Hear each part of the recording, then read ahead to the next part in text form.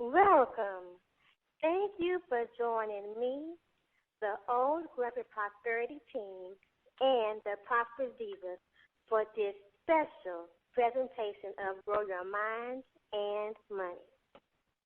We're interviewing Joseph Elmore, an entrepreneur and man who has a vision of prosperity and well-being for all his communities. Joseph has experienced the other side of the mountain, the valley, and the mountaintop, and has used those challenges to empower himself and others to stay the course and take the actions to fulfill their dreams. Joseph's willingness to make a difference and be a difference for others has him be a champion for humanity. But first, we have one of our favorite selections from Shani, the original Sunshine Princess of Poetry. Please enjoy. Farewell. Can I tell you a story? One that whispers love so loudly that you can feel it in your very spirit. The air you breathed sounded like healing, laughing until it was contagious, joy that is ageless, our time never taken for granted. Wondrous memories to forever carry, seeing it in your smile, an outpour of love to go around, resilience without even trying. Each step purposely guided. We are divinely born. We are whole, complete, and filled with love, simply transitioning to more of the good stuff.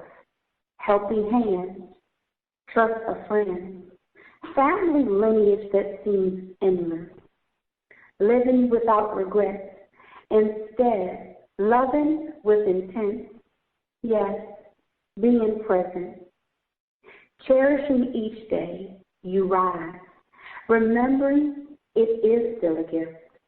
Hug our purposeful movement. Life is lessons and lessons. Be grateful for it all.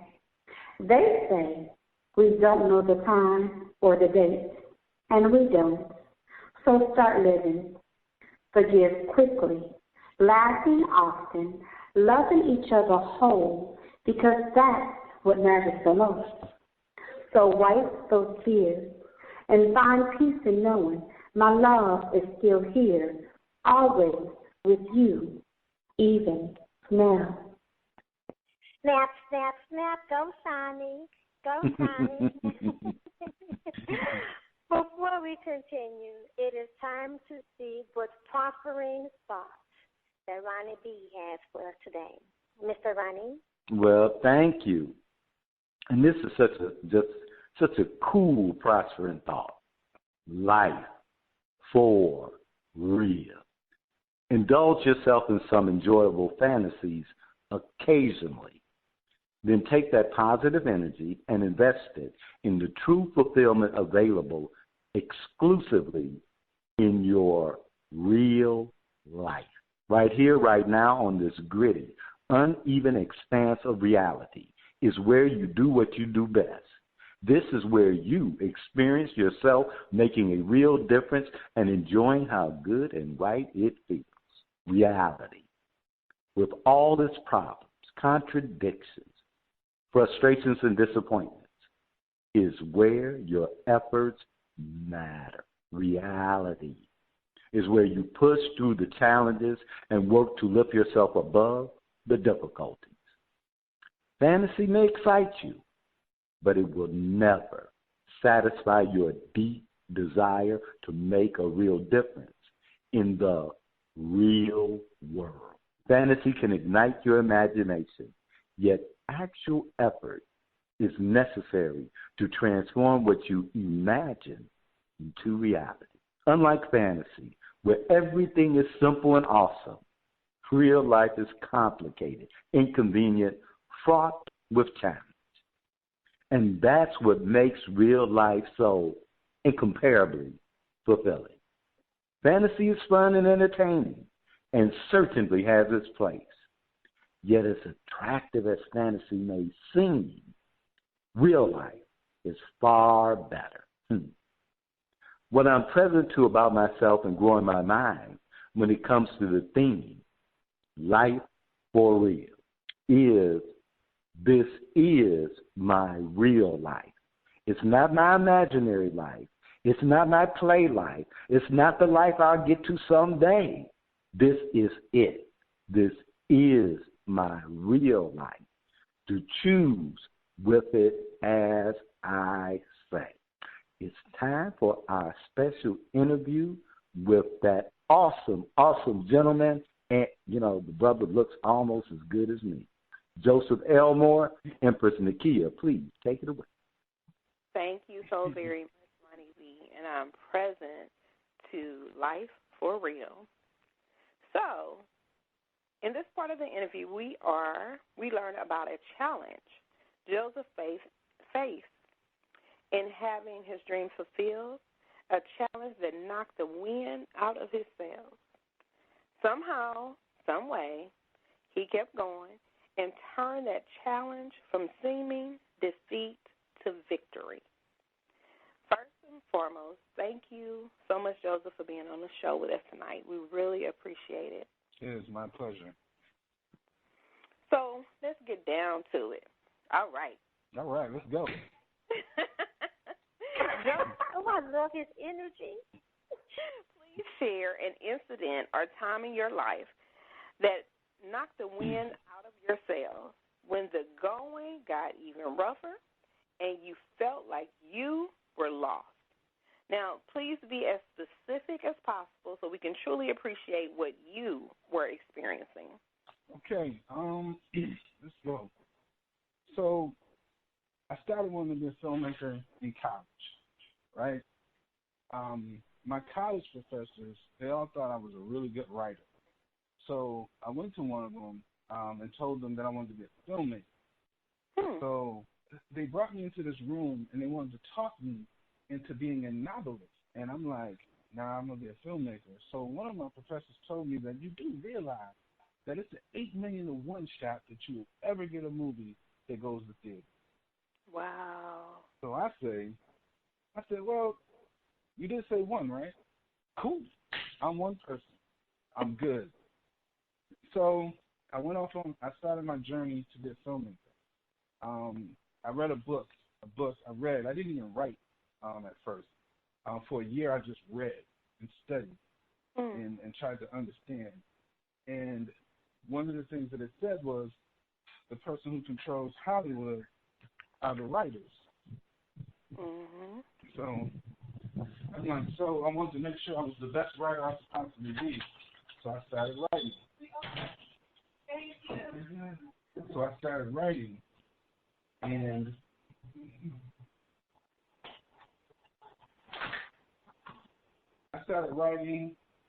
and the first movie I wrote was called The Trunk. And I started jumping on the internet and telling everybody that I'm going to be the next Spike Lee. And I sent something to a guy named Brian White, who turned out to be a really good actor in Hollywood. And Brian took my script around, and, I'm rolling. It's a wonderful thing. And I got invited to Atlanta to do to teach an acting class. After Atlanta, I met a whole lot of people, and one of those people told somebody about me, and I ended up writing a movie called Waters Rising. So Waters Rising did really, really well. Someone invited me to Houston. So here I am. I moved to Houston on a humbug. Like, I'm from Buffalo, New York. There's nothing going on in Buffalo that says film, right? So when I got invited to live with a friend who I just met on the set of Waters Rising, he said, come out to Houston, man. We can do a lot of things. You can sleep on my couch, and we'll really get things going. I'm like, wow, I'll be that much closer to L.A. if I go to Houston. So I moved to Houston with almost nothing, but there was a guy in Houston who wanted me to write a script for him. So he gave me $500 at first. The deal was $2,000. So he gave me $500 to start. He'd give me another $5, and like when I'm halfway done, and the rest when I'm finished. So I'm in Houston. I'm on the couch. I'm writing. All of a sudden, my friend tells me I gotta move out. Wow. Because his father's got cancer, and he needs the space. And I'm like, I don't know anybody in Houston. Okay, so one of the friends I met in Houston, the guy I wrote Waters Rising for, he tells me, hey, you can use my car. He got sick. He told me I could use his car. Oh, I ain't had no place to go. So he got sick. He was sick for like a week. So I stayed in his car.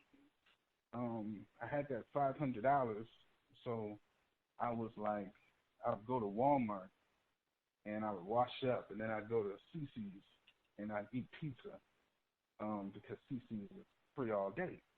Right. So I'd pay, and I'd just stay at CC's and I would write.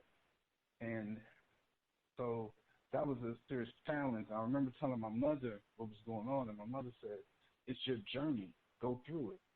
Wow. And I'm like, okay. So I was good. So then I was running out of money, and I decided my friend got better. I ended up going to a hotel. I got a couple of days' worth of hotel money. And I'm calling this guy because he owes me money now. I'm finished the script, and he hasn't paid me. And I need that money. So I get down to $13. I don't have any more money. I have no place to go. I got this $13, and I'm like, well, God, it's on you now. And I said, I'm going to the movies. Oh, wow. So I walked to the movie theater, and while I'm going to the movie theater, I look down, and like, if you know Rogerdale, there's a Red Baron, and it used to be a movie theater. You walk straight past Red Baron, there's a movie theater called Tinseltown. Well, I hit the Red Baron parking lot, and I look down, I see $5. I'm like, oh, wow, $5. Then I look again, I see 10. I'm like, oh, wow. Then I see another 10. Then I see another 5. I'm like, whoa. I think I got enough to stay another. I think I had enough to stay another night. No, almost another night, not quite. I said, wow, dang, a little more, I would have had enough to stay another night in the hotel. So I go to the movie theater, and I watch a couple of movies, and on the way back, I said, well, let me look around again. Maybe I'll find some more money. And I did. I found just enough for like another day and something to eat. During that day, the next day, the guy paid me my money. Wow. And I ended up getting my first apartment here in Houston. And I ended up working for Nickelodeon during that time. And then I ended up on my first movie set. Wow. You know what I mean? But it's just, so when you talk about, like, the trials and, like, what you go through on this journey, like, it was lonely. You know what I mean? But it's like I always had God. God was always with me. Because Absolutely. any time that I felt like I couldn't go nowhere else, he'd say, don't worry about it. I got you. You need some money? Here's just enough to get you through until we can get you where you go. So that is awesome. That is so awesome. And thank you so much for sharing that. And I could really see you going through every single moment. You shared that so vividly. It's like I was right there with you. And, you know, that was awesome. Thank you. So during that time that you were dealing with the situation, did you blame other people for your circumstances, or did you blame your circumstances, or did you blame yourself, Joseph? Uh-oh. Yeah, I'm here. Yeah, Did you hear me? Did you hear the question? Yeah, I did. Okay. I didn't go crazy with it, but it's like people really don't want you to win. And you start to feel that, you know, from my college professors to the guy who told me to stay on his couch, but really, and then he says his father got sick, but at the same time his father goes to the Houston Cancer Center or whatever. So he didn't really need the space. So you start to look and be like, who's really for you? You know what I mean?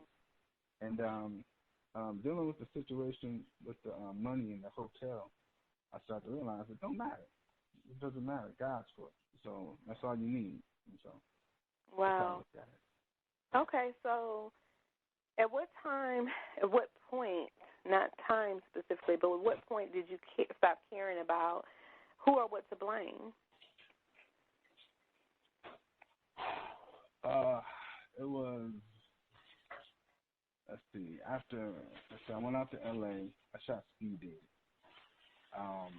It was a great experience, and it was a horrible experience. So I it was such a bad experience because the person I was working with, and so what I did was, so then I worked on my next project with another friend, and I started realizing that people have agendas. They have their own personal agendas. My whole thing was I just want to make movies. You know, I want to make the best movie I could possibly make. I want to be the best filmmaker I could possibly be. Other people had the strangest agendas. They wanted fame, not money, fame. And when you start to realize that they're not for the movie, they're for the fame. And once I started to understand that and started to really see what people's agendas were, it just changed my perspective on how I dealt with people. Wow. Okay. In a good way, because now I don't rely on people like that. You know, you can't make a movie without relying on people. But I ended up learning so much more as a filmmaker, whereas as a director, I had a cinematographer, I had a lighting guy, I had this, I had that, I had a producer, someone else finds the money. I had to learn that. I had to learn all of this stuff on my own, and it's made me a better filmmaker because I know how to edit, I know how to do sound, I know how to find the funding, I know how to. I've done all of this myself. Wow. And I didn't just sit back relying on anybody else. Just had to have a new hunger now. Wow. Yeah. I get that. I really can appreciate that. And when would you say you started to see the light of freedom and possibility? That's my first question. And on the other side of that, I would like to know what steps did you take to start the journey towards the light? Just recently, a friend of mine told me that why don't I just start my own business? And I was like, I don't think I could start my own business. I don't think I'm in position. Wow. So I started to look into it, and I started working on it. And, you know, I got my LLC, and I started to do things like that. And, you know, so that's pretty much it. It's just recently. Okay. And now I have my own business, and we're making it happen. I've shot 2 films that I have, and we're in the process of selling those 2 films right now. Great. Oh, wow. Okay. So thinking about our theme, life for real, what are you present to that you are willing to share with our listeners? Well, I think the reality for me, it seems selfish, but it's actually not. The better I can be as an individual, the better I can be for other people. So the key for me right now is being the best me that I can be, and that's what learning all these things did for me. And I'm still going through that process. But just learning, trying to be a better businessman, trying to be a better father, trying to be a better person, being stronger.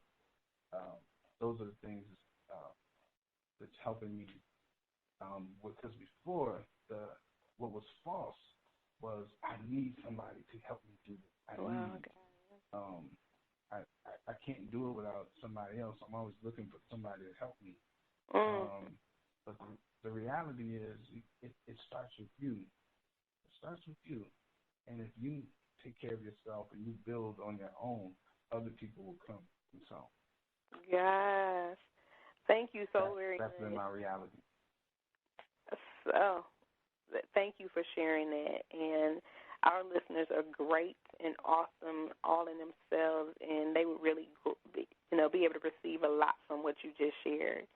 And I want to thank you, Joseph, for sharing your journey, sharing, with us a window into your life and into your world, and giving us an opportunity to really be present with you and get to know you for who you are, not your struggle, but your victory through the experiences that you were able to take that was able to transform you in the process of transforming the world in so many areas of the world and touching us.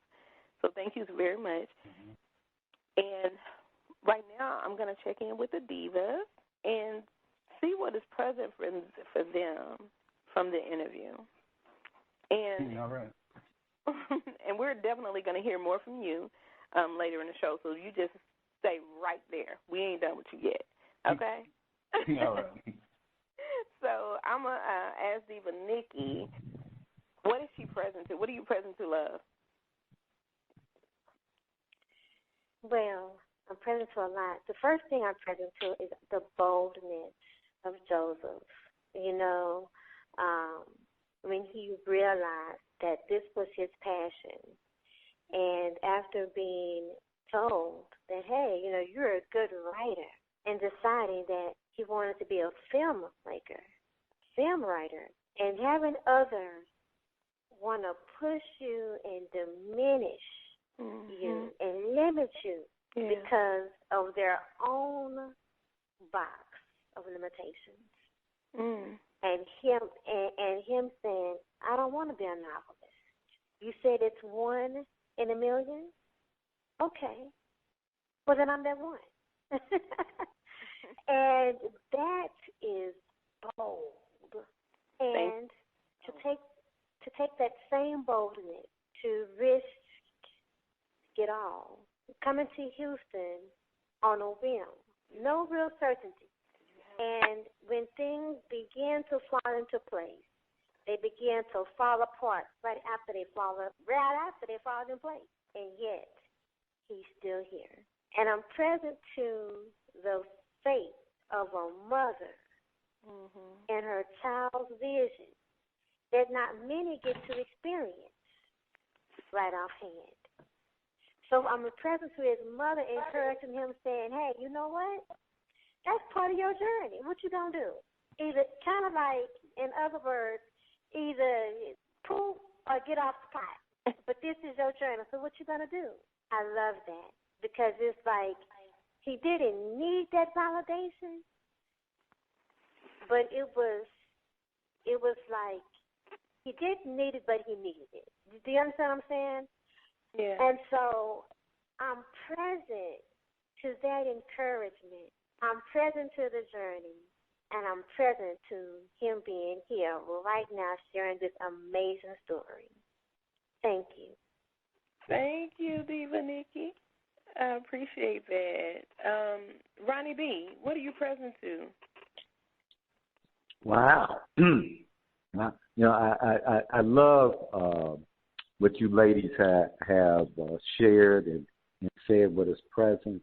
And, Joseph is just really great because I know I've had to live over by that Roger Dare area that's not too far from where the Tinseltown Theater is.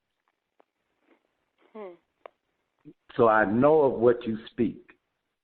And it's so perfect because, see, our theme is about real, life for real.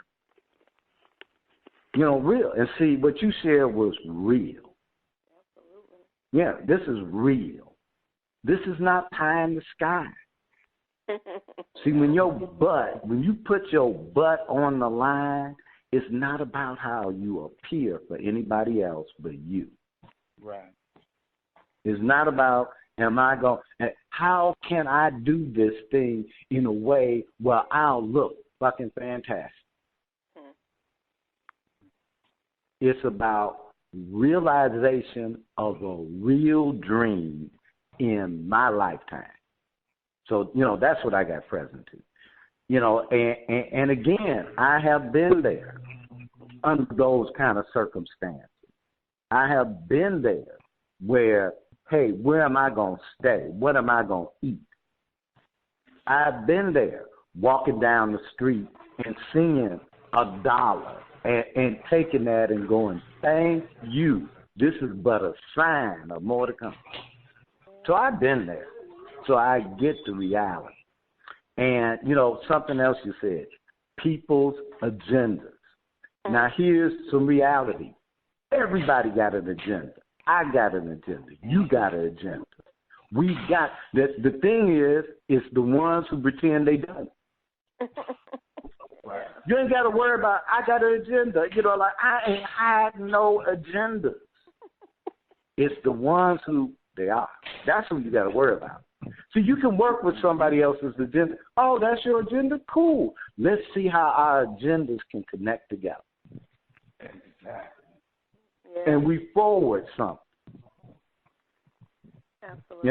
See, if it's all these hidden agendas, nobody forwarding nothing. Everybody trying to see who can crawl over. And the worst part is everybody trying to see how they can do all this stuff that requires work and commitment and look good in the process. Right. And what they miss is the looking good in the process is not that you got to wear nice clothes and smile and all of that. It's the looking good in the process is where people see like you and go, wait just a minute. Would I scrap like that for my dream? I say I would, but would I? Would I? That's good, man. Would I? So thank you, and Joseph, I'll put it like this: poo on them folks who wanted to squash your dream. Oh, bad people. But you gotta love them anyway. I meant to say this. This is one of the most important parts. I make the movie Speed Dating. I'm confident it's going to theaters. When I wrote it, I said it's going to theaters. Remember, they said 8 million to 1, right? 8 million to 1. So Speed Dating gets picked up by Image, and they're going to put it in 18 theaters around the country, right? Major cities: L.A., Chicago, Miami, Atlanta, New York. One city that's not that popular: Buffalo, where I'm from. One of my teachers told me that the movie would never go to. I would never go to theater. We'll have to get it. We'll have to get into that on our side show, sir. Right.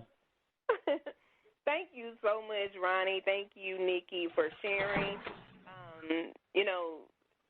Joseph, they have already shared so much and didn't step over things that I was really present to, especially, your mom. And, yes, you have God, and you stood in that space of knowing at the end of the day, I can't trust, depend, and rely on nobody but him, Right. And it was wonderful that you had people that were standing for you and that was willing to contribute to you or, allow you in their space for whatever the moment was for the season. And just having your mom be your cheerleader the entire time and having those words available, to bring you comfort in that moment. And you stood on so much and did not give up. You did not have self-doubt. You took... Empress, he got it. Got it. So thank you so much for sharing. And we'll hear more from Joseph later in the show. It's time for a prosperous spirit as always. We will have some inspiring words from Miss Cookie. So Nikki, over to you. All right. prosperous spirit is enjoy criticism. Know the criticism will come. Choose to use its power to motivate as a test to your commitment. Create value as your response to the criticism. Listen respectfully to well-reasoned opposition. Consider it, learn from it, and make necessary adjustments. At the same time, ignore the screeching and name-calling from those who have nothing better to do. The courage of your convictions will push you forward. When you are grounded in the reality of what you are creating and who you are being, the criticism may get to you, but not for long. There are those who will look at your positive changes with heartfelt joy, and others who stubbornly refuse to acknowledge your growth, your transformation, your beauty. But be open to valuable feedback and turn criticism into a signal you are doing something right. If you are doing something beyond what people have known you to do, there will be criticism. Make sure you relish that criticism and turn it into a fuel that has your dreams fulfilled with velocity and love. And now, Ronnie B takes a break. Wow. You ladies were awesome, awesome, awesome, awesome. And Joseph, Nakia fell in love with you, which is a good thing. Stay tuned for The Kitchen with Miss Cookie and join me at the corner. We are featuring music from Camera Soul. Welcome back. We give it all to you on Grow Your Mind and Money, and we do it all with love. Now, what's that smelling great in the kitchen? Sound like it's a dish Miss Cookie has to whip it up, and Ronnie B is going to share the recipe. Ronnie B. Diva Nikki, let me tell you, I might have to do 50 extra sit-ups after this recipe. Welcome to the kitchen. We have a great recipe to feed those hearty appetites that have been working diligently on growing their minds and money. Now, Miss Cookie has a heavenly recipe for us this week. Organic, gourmet, chocolate chip cookies. Fast, easy, and healthy, melt-in-your-mouth cookies made with organic ingredients.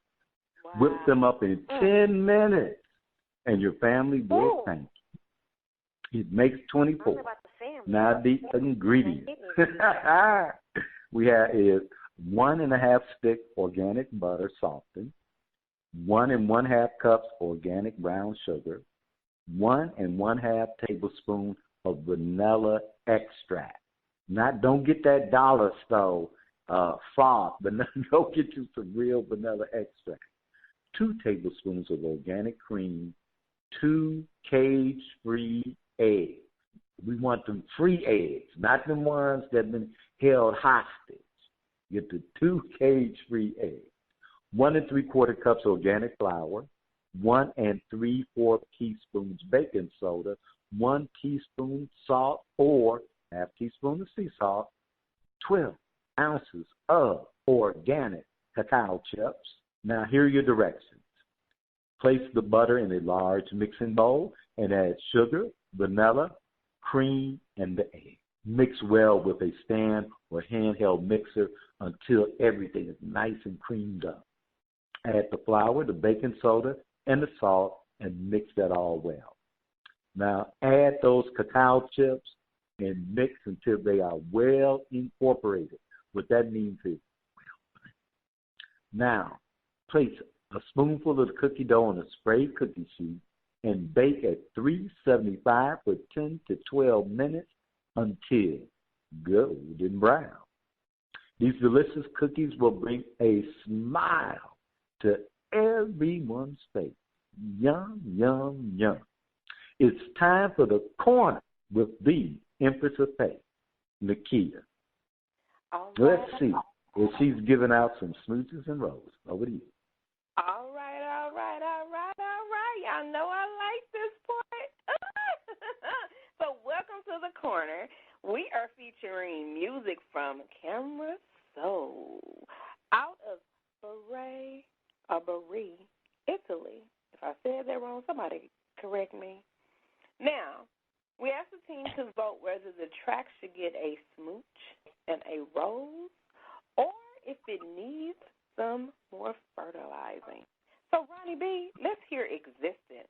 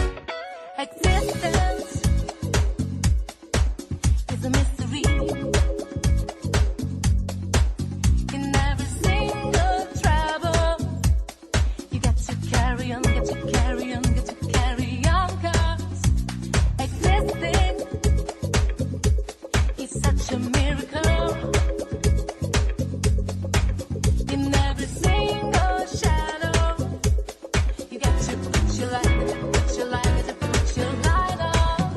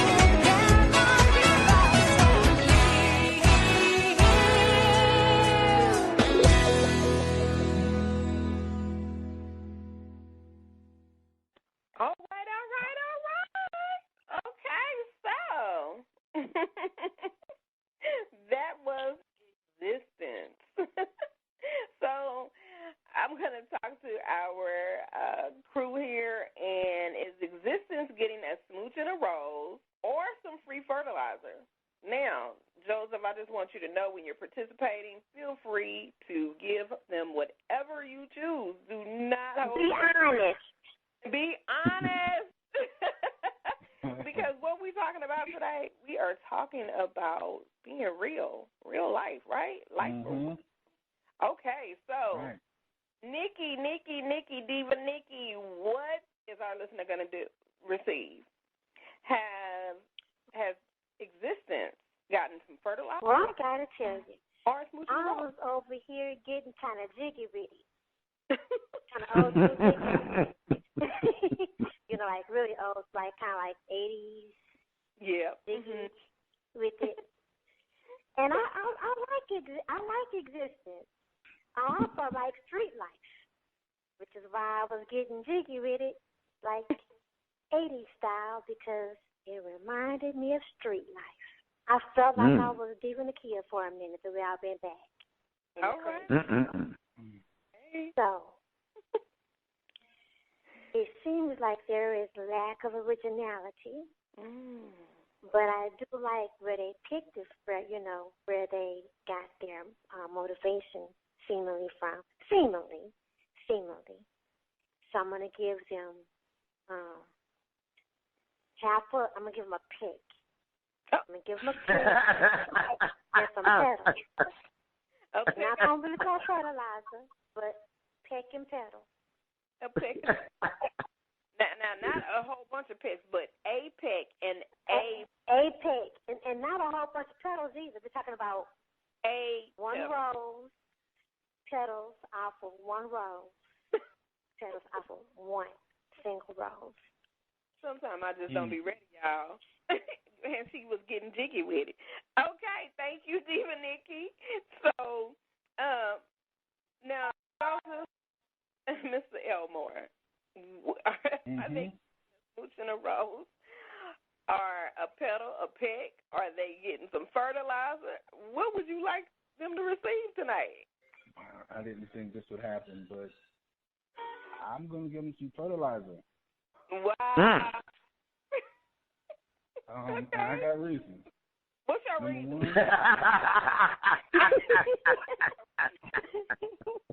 You know, when you might be like, what's your reason for real? What? Like for real? When I was listening, I promise you, I thought I was listening to a commercial for hair weaves. Oh, my God. Extensions. I thought it was a hair weave commercial. And then I started to think, well, how old are the people making this song? Because I thought Evelyn Champagne King or Natalie Cole was singing. It was like she said, from the 80s. It's 2019. It's like you can't make new music that old. For real. And by the way, the 80s wasn't the greatest time for music. Oh.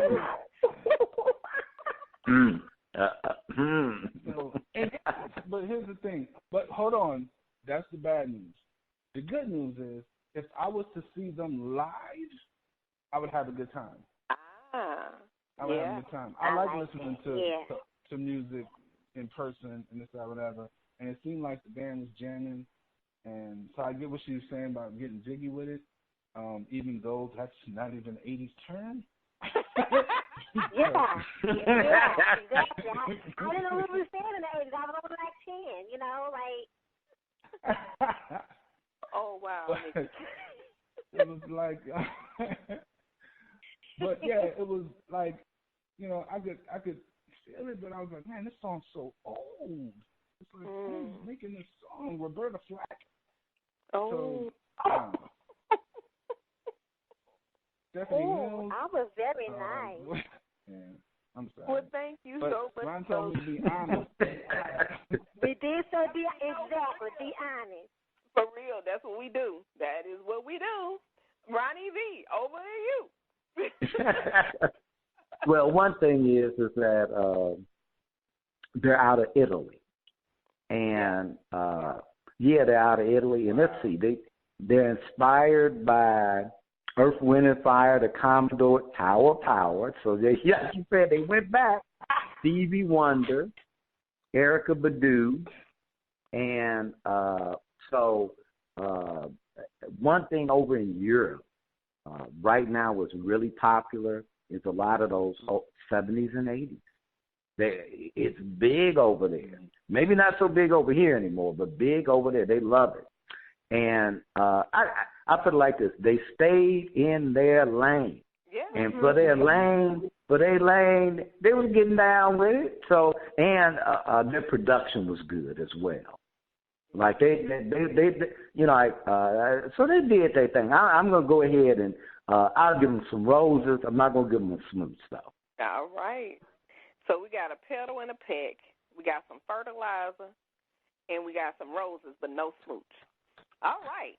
So that's a good variety, y'all. Y'all hanging in there. So for myself, I went straight back to the 80s, and I was like, I don't even know if I could say being in the skating ring because the song was so long for me. And I enjoyed it. Yes, I could, like, groove with it, but it took me back to younger years. And I just was, I don't know. So, yeah, it's a lot of fun. I liked it, but not for, like, current times. I don't know who all would listen to it, but like Ronnie B said, they're in Italy, and right now it's hot over there. You know, so over here in the States, ain't nobody going to listen to that unless they put that in an old elder senior citizen's home. So, give them some smooches. I ain't going to give them no roses. You know, but I like... Oh, y'all cheating. We cheating. Y'all cheating. Y'all give them half a petal and a side smooch. Y'all give them grandma kisses. Y'all give them an auntie hug. Hey, Joseph. You see how I get treated? I'm just trying to survive to the break. I heard rose petals and kisses or fertilizer. I'm hearing all kinds of variations. Okay. I'm gonna give an auntie hug and a hanky kiss.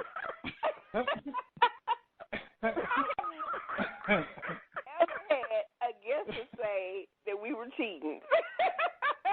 Right. I hate to say that. Well, it was popping in Italy. We ain't in Italy. Hey! This is an international show. Oh, okay. I would hate that. This is an international show. We and as a matter of fact, you might need some friends in Italy. The way the racists and chiefs is doing things. So look, we ain't trying to upset nobody. I know. That's why I'm gonna hook them up. I'm gonna bring them up to the turns. All right. Love me for that. All right. Empress, move us on. We are prisoner move. You know, if y'all like existence, y'all know what to do. But right now, we're gonna go up and listen to "What I Deserve." Okay? By Rich Deserve.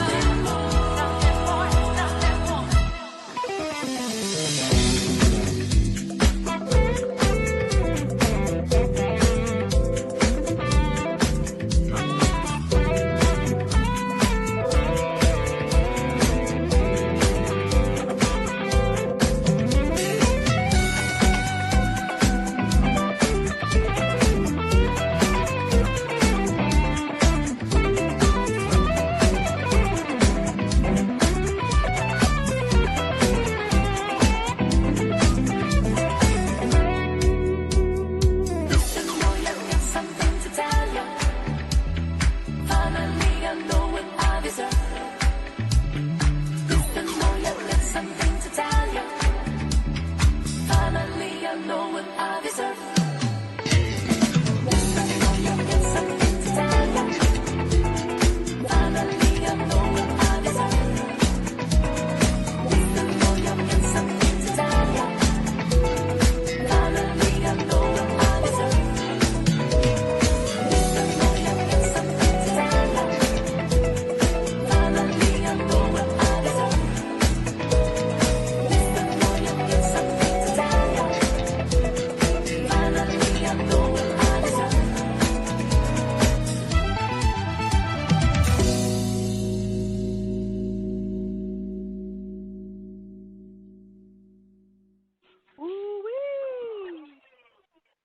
Okay. Oh, let's see. What did everyone think about what I deserve? Did I deserve that? Okay. Now. Empress, I'll just go ahead. Thank you, Ronnie B. I'm listening to what I deserve, and I'm going to tell you, I deserve a lot. No, Empress, I be working my butt off. And from dusk to dawn, and I deserve a lot, but they deserve some fertilizer. They deserve some fertilizer, and for two reasons. And for two reasons. One, they are a poor man's imitation of Manhattan Transfer. Wow. And yeah, I was like, oh, y'all trying to be, because I'm waiting for Birdland to come on, which, now Manhattan Transfer got away. Now, note I said, they got away with their music, but that was a different time and a different place. Now, so they more like Manhattan Transport than the Commodores of Stevie Wonder. And it took me back to bad episodes of Miami Vice. I was like, oh, hell to the no. So, the fertilizer truck. That's all I'm saying. Thank you, Roddy B. Thank you, Roddy B. Thank you, Roddy B. Okay, so you want to go next, or you want me to go ahead and let Nikki go? I deserve my time back. Go ahead, Nikki. Wow. I deserve my time back. That was 8 minutes too long. And if it wasn't a whole 8 minutes, it felt like a long 8 minutes. And I deserve all of my time back. Wow. I deserve better. Wow. Fertilizer for sure. Well, yeah, we got 2 fertilizer trucks backing on up. All right, Joseph. Come on. What you got? What you got for a pork chop? All right. I'm gonna give them half a Hershey's kiss with an auntie hug and a grandma peck on the cheek. No, because they're from Bulgaria, and in Bulgaria, songs like that are popping right now. So when you go to the skating rink in Bulgaria, that's what's happening. They're like the 50 Cent of Bulgaria. So I'm going to give them... No, I'm joking. That was terrible. I was like...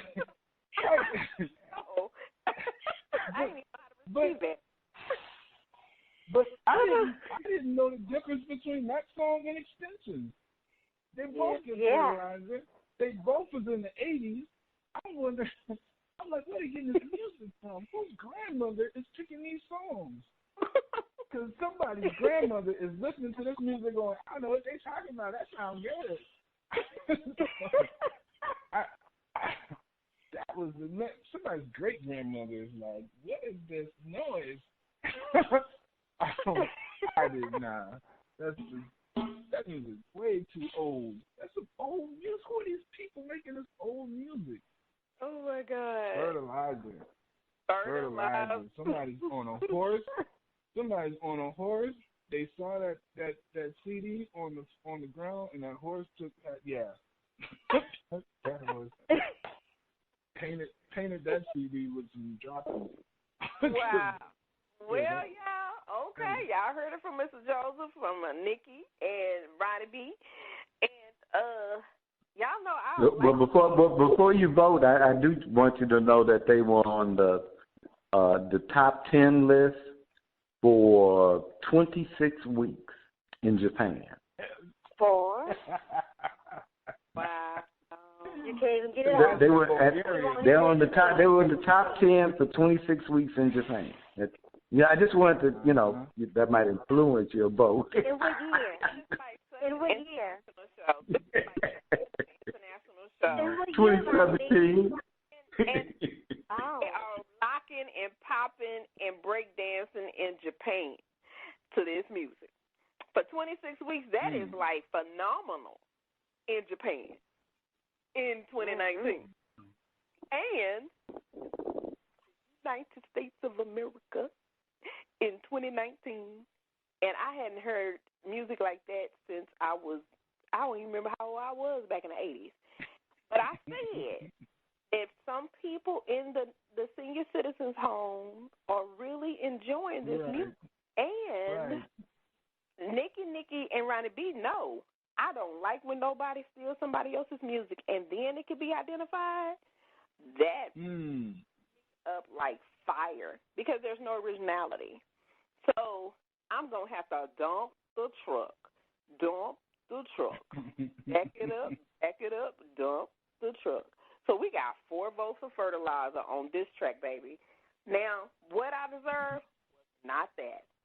Now, so if you like the music from Camera Soul, you can text at camerasoul.edu and Old Grand Radio Network.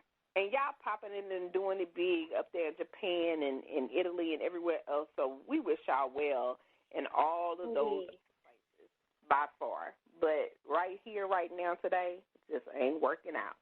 Diva, Nikki, take us to break. All right. Up next is Shining Sunshine Lounge, and I continue our interview with Joseph Elmore, plus my favorite, Voices from the Ether with Ronnie B. Stay tuned. Welcome back. We give it all to you on Grow Your Mind and Money, and we do it all with love. Now, Shine up the keys to the lounge with Ronnie B. So let's step on over and see what's going on in the lounge. Ronnie B. Thank you. And, hey, the champagne is on Shiny, so fill those glasses up now. Welcome to Shiny Sunshine Lounge, where we feature a mixture of goodies that will stimulate your mind and maybe have you tap your feet. Tonight, we have an awesome poet, Shay, performing Social Media. Let's check her out.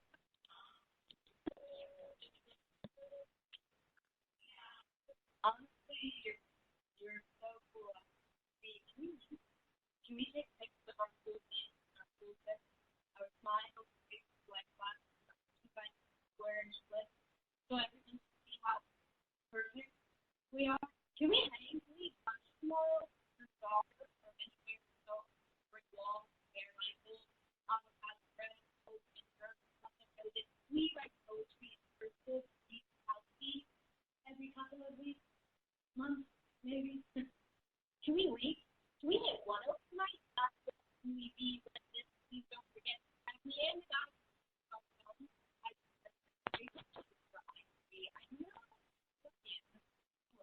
These are like keep them like lunch for. We have to be there. We play by that door. Meet the caption. Yeah. My wasn't no we smile, laugh, we love our life, we love our life, our interesting that we like being like told we're ready. So we get up and we lonely, our school, right life, safe house, stretch out, losing, fail, fighting, like losing. We really have good times, good friends, good places, just good vibes. We choose to be at this at all times. Snapchat stories, the coolness of company, watch, day, see, play, run, get planned. Not that. We'll like laugh, but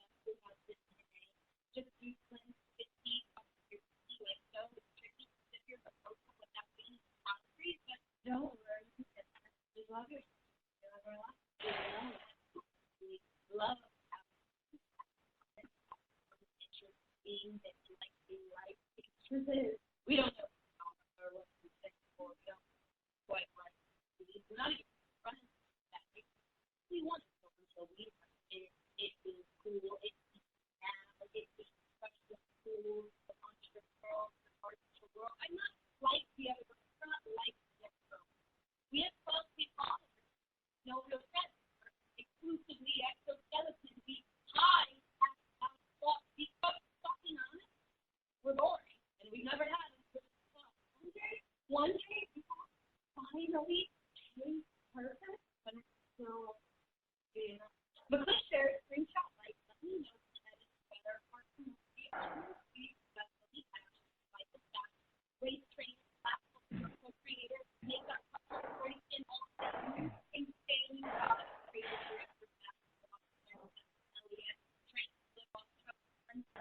on Sunday, after screen, Gilbert, VIP, we know the promoter, we love our life, we love our life, we love our life, we love our life, we love. All right. That was Shay. And the name of the track is Social Media. All right, we're going to check out the panel and see, is Shay getting some snaps or some rotten tomatoes? Empress of Faith, how say ye? Man, social media is a trip. And, you know, I was captivated by her spoken word, and it wasn't as clear without listening to it, but I listened to it independently, and she's speaking some real stuff. So I'm definitely going to give her quite a few snaps, and no rotten tomatoes. Y'all throw rotten tomatoes, I'm coming after you. Watch out. But all your likes and, you know, all of the common interests that you have via social media. Okay? Got it. Snap. All right. Sir Joseph, snaps or rotten tomatoes? Unfortunately, I didn't hear any of it. We apologize for the technology. I really wanted to hear it too because I love spoken word. Well, I apologize for the breakdown, and we'll get you a straight copy of it. Diva Nikki, did you have the same problem? I heard it actually, and I loved it. And she's going to get snap, toe taps. Where are my keys? Oh, they're not over here. Anyway, jingle my keys. Oh, man. Whoa. Nakia, is this a purse? Hey, I'm just saying. Yeah. This might be a purse. I don't remember the key jingling before, so, and I've heard. I've jingled them once or twice. Well, Nikki, Well, hey, obviously it is infrequent. All right, I'm giving her some snaps, and we're going to get a copy to Sir Joseph so that he can check out because she was great, and we don't want you missing out. Now, if you enjoyed the performance from Shay, all of the extension you had to listen to. Oh yeah. So if you enjoyed the performance from Shay, and that's SHEA, you can check her out on YouTube and the Old Grumpy Radio Network. It is time to continue our interview with Joseph Elmore, champion for humanity. Diva Nikki, over to you. Yay! All right. So, thank you, Joseph, for staying with us for your interview with me. I'm so excited. And in this segment, we will learn more about Joseph as a writer, producer, and now business owner. So, first question, Joseph, please share the aha moment when you knew in your heart of hearts that owning your own production company was the right thing for you. I had So I had a deal on the table for $12 million for 4 films. And now I've been working on this thing for years. And, and it was like, I'm about to do it. This is awesome. So we get a contract. We got the contract. Now, I'm not getting $12 million, but the projects are getting $12 million. I stood to make somewhere around $1 million. And the reason why the money is important is because it validates that you are really in this. Like, you can really do this. So at a high level, when someone's paying you that much money, it shows that you can do this at a high level. They love what you do, and they're willing to pay for it. So $12 million is like awesome. So we get the contract. I'm excited. My partner, he's telling me, hey, you're gonna have to rent a home in either Malibu or close to Universal Theaters because we're gonna be doing our editing and production at Universal. And I'm like, yes, awesome. So we so then he says you gotta look in Atlanta, and you gotta rent out a home in Atlanta as well because we're gonna be shooting in Atlanta, and then we're gonna come back to LA. So I'm looking for homes in Atlanta. I'm looking for homes in LA.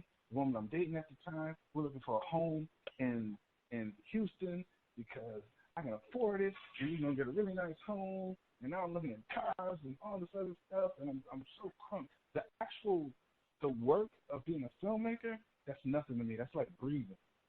So I'm not even worried about that part. But this is the fun part that I never get to play with. So this is all fun for me. And the guy flaked on me. I remember it was like September 23rd, the money will be in the bank. And September 23rd was coming up, and we hadn't had any communication with him. We were trying to call him, and the guy just disappeared, and then somebody said he was in the hospital. Next thing you know, it was nothing. Months of negotiating. This was negotiating. This was lawyers on the phone. Like, these lawyers were having conversations that I didn't even understand. I'm just listening like, oh, this is great. But I don't know what they're saying, the terminology and everything, so I'm trying to learn. I'm quiet. A friend of mine, when I was directing Speed Dating, my producer said, Joe, you're always the smartest person in the room when it comes to this project. He said, what do you do when you're not the smartest person? I said, I be quiet, and I listen. And so that's what I was doing when those lawyers were talking. I'm just listening, trying to observe and learn. And to have the deal go nowhere, it was a gut touch. I felt like curling up into a ball and sucking my thumb. I really did. I just felt, wow. It didn't happen. So, the aha moment was, instead of doing that, this is really what happened. God told me, just do something. Just do something. Just do what? Don't cry. Do something. Do something. Don't cry. Don't pout. Do something. So I was like, all right, cool. I'm a writer. I can write something. So I had an acting class. So I had access to actors. So I tell my students, hey, we're gonna do a movie. And a week later, I had scripts for a TV series. So we're gonna shoot the series. So I don't know how, so I started reaching out to people who may have a camera. Who got a camera? Anybody. So found a guy with a camera, found a guy with some sounds. Everyone's going to do it for free. We're going to make something happen. So that's what we did, and that's the movie that I did called Complex. It turned out to be Complex. And a friend of mine said, why don't you, instead of worrying about investors, why don't you just start your own business? And start your own production company. So Elmore Vision Entertainment was born, and our first project was Complex. And then I sold a screenplay called 12 Reasons Why You're Cheap for $50,000. I bought my own equipment, and then we shot How to Get Away with Cheating, my second project. And we did a short film called Poetic Freedom. And we've just been moving since then. Wow. Thank you. Well, what circumstances, people, or new challenges come into consideration as you do the work to hone your craft and now build your business? And then the second part of this question is, what will success look like for you in the future? And what are your measures for success from a personal and business perspective? What circumstances, people, or new challenges come into consideration as you do the work to hone your craft and build your business? Okay. All right. So let me try to answer. You said circumstances that are tough. Finding the money to make movies. Finding the money to make movies is always the toughest thing about making a movie. Like, if I was a basketball player, I'd just get a basketball and go play. You know what I mean? I'm trying for a team. Even with music, I get some music and I put out some music. I could just do me. But with a movie, it takes so many moving parts to make a movie. And to really do it, you need financing. Everything else that it takes to make movies, I have it. I have connections to Hollywood talent. I've got Hollywood actors who want to work with me. I can produce, I can direct, I can write. I've just written a script called DGK that I'm working with Lamaya Good, Megan Good's sister. And we had an offer for a television station. I can't say who, but we're working on that right now. And we have some Hollywood talent attached to that. So getting talent, nothing for me. I have enough connections.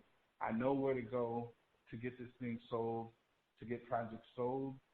I know the formula that it takes, but it takes money. So instead of, like I was telling you guys earlier, instead of asking somebody for it, I'm just going to have to go the long way, and I'm going to have to build myself. I'm going to have to do it myself. I'm going to have to make sure my credit is A1, my business credit and my personal credit. So that's one thing that a lot of people don't talk about, but your business, you can do this yourself. You just got to make sure your personal credit and your business credit is straight. And a lot of people don't even know your business credit is completely separate from your personal credit. But still, the more you have both of them straight, then there's certain things you can do. Like, you don't have to go to a bank and get turned down by every bank who are supposed to lend you the money, but they don't for their own personal reasons. So if you have everything that you need, which I do, I have a business plan that's A1. I have everything that I need. I have experience.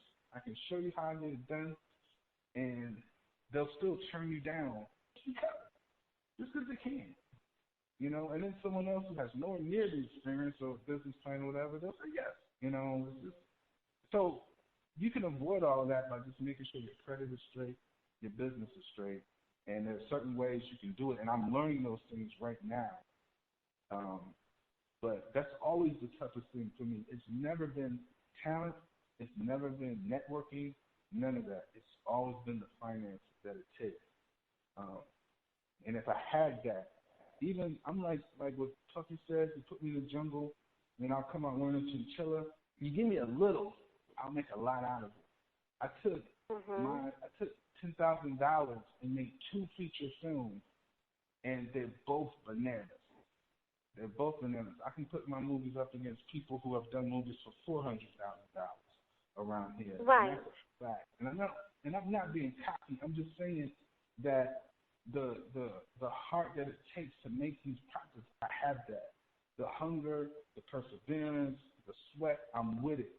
I will work extra hard to make it happen. And a lot of people they're not willing to put that sacrifice that I am. But I'm going to make this thing happen, I promise you. So that's one of the So that's the first thing. Now, the second question was, because I can't remember. And that's okay. The second part of that question is, what will success look like for you in the future? What are your measures for success? I'm consistently making movies, making television series. I'm putting people on. I'm giving jobs to people. That's another thing that people don't understand when you're a filmmaker. You create jobs. Like, I can bring jobs to Houston by just staying in Houston and making movies. I bring jobs. So these people with dreams, all these other people, everybody on my movie set are dreamers. And I'm someone who can help you fulfill your dreams. So for me, if I can consistently make movies, develop talent, which is something I've done already. I gave Just Brittany her first movie, Billy Sorrell's his first movie, Dominique Perry, her first movie. All of these guys are doing good in Hollywood and Atlanta and stuff like that. I can spot talent. So to continue that process, to continue making bigger movies, to win an Oscar, everything in the entertainment business, and at the same time, raise my daughter is like one of the most important things in the world to me, to make sure she's a great person, because she is right now. I just want to make sure she stay that way. But that is success. Have a successful career and family, and I'm good. Got it. Please share a disappointment that turned out to be a blessing in disguise. Yeah, I would say, okay, there's always so many disappointments. The $12 million thing was big.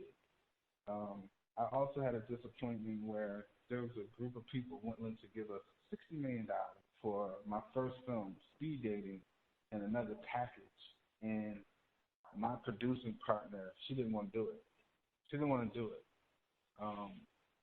She felt like she wanted to be the person who bring the deal to the table. She didn't want it to come from me, so we turned down $60 million. You want to talk about disappointment? But the thing that almost was life-changing was when I sold my script for $50,000. The person who brought the deal to me, they basically, like, when someone brings a deal to you, you know, it's good. You're brokering the deal. You get like 5-10% of the deal. I'm cool with that. This person wanted 50% of the 50%. Like, that's what? Insane. That's insane. So I turned it down. I was like, because I couldn't believe she was asking for 50%. And I'm like, nah, I'm good. Right. I'll just keep it. So they came to me 6 months later, 4.5 months later, and the lawyer called me. Well, he emailed me and said they would really like to buy that script. And here's another thing, too, about that process. I meet with this guy. He's white. And I'm not a black-white type person, but I can feel something funny. I don't look for it, but when I feel it, something's up. So first the guy starts talking to me a certain way. I was late, but I wasn't late because of me. I was late because of her, because I asked her where this place was, and she said there's only one. So I went to the one. Turns out there's two, and it's the other one's across town. So I'm at the one saying I'm there, and they're saying we don't see you. Bottom line is, and she never said nothing to say it was my fault. So I just sat there and I ate it. But the way this guy's talking to me, like almost trying, well, next time when you come to a meeting, you have to do something like this. And I'm like, and I'm thinking she's not going to say nothing. That's interesting. Okay, cool. So I don't care as long as we get this deal done. So then he says, I could tell by the writing that there was a black writer. And I'm like, the names of the characters, it was a black writer. I purposely made sure that the names were neutral names. There's no black name, there's no white name.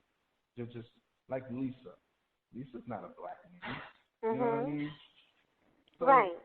It's like, why would that even come out of your mouth? Like, so it just made me uncomfortable, the whole thing. And so with that process, they came back to me again 6 months later. They offered me the deal. So this time, I'm thinking to myself, okay, think smarter. Okay, if I turn it down, why am I turning the deal down? Am I turning it down because it's not enough money, or am I turning it down out of principle? And is principle a good enough reason to turn down the deal?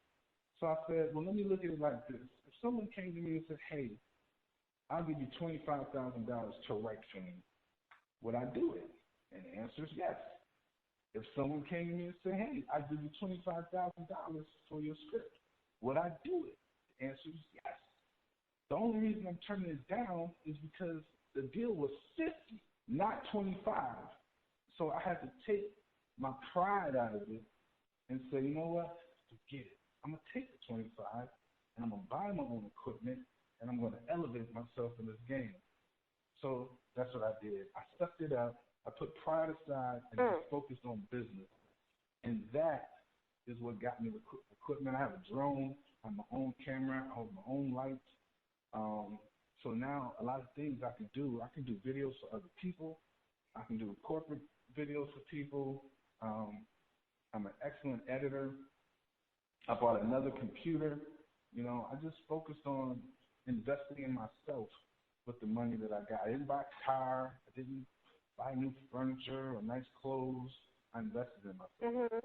And you reinvested back into your business. Absolutely. So that was a bad thing that turned out to be good for me. Yes, indeed. I get it. Thank you. Now, please share a specific moment or event where your efforts bring a smile to your face, even today. Oh, that's easy. Okay, how you doing? That's easy. Whenever we do a movie premiere, we do a movie premiere, right?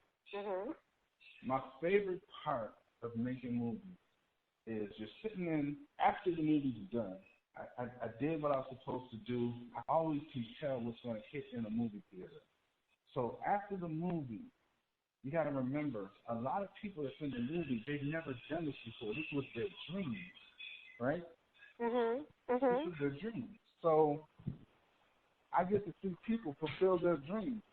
So whereas now, I watch these people being interviewed, and their families are watching them being interviewed by people, and it's like, wow. And I see these people, they're being interviewed by other people, and I always feel proud because I've listened to their stories. I've watched people cry and tell me how bad they want this. So when I see them and they just, you know, they're being appreciated for their craft, it's like the best feeling for me. And another one is when I get those phone calls. Joe, somebody recognized me in the subway. They saw the movie. Like, they get so excited. And it's for me, that's like the best feeling. And I think that's why I get angry when I see someone who don't appreciate what they have. They get a role and they don't appreciate it. Because so many people want it so bad and it's hard to get it. So when you finally get it, you gotta appreciate it. So, but that's my favorite part, to see other people enjoy the fruits of their labor. I like that. I get it. Thank you so much. All right. Well, let me check in with the diva, Empress Nakia and Ronnie B, and see what is present for them from the interview. And I'm going to start with Empress Nakia. Thank you, Nikki. I'm present to the commitment and the drive that you have, the resilience and the passion, knowing what you want and going for it, having a set of standards and values, and keeping straight your mission and your vision through it all. And not just giving in to an opportunity just because, but really being present to making the decisions that you have to make that kept everything in line. Just really not, like they say, don't take no wooden nickels, you know. Right. And just really going for it and keeping your foundation what it is. And you're not selfish throughout it all, because you were able to bring value to people. You were able to bring value to individuals' families, and to allow other people to be seen and acknowledged and recognized for the work that they did on projects that you created, on things that you orchestrated your whole life. You created your whole life from nothing.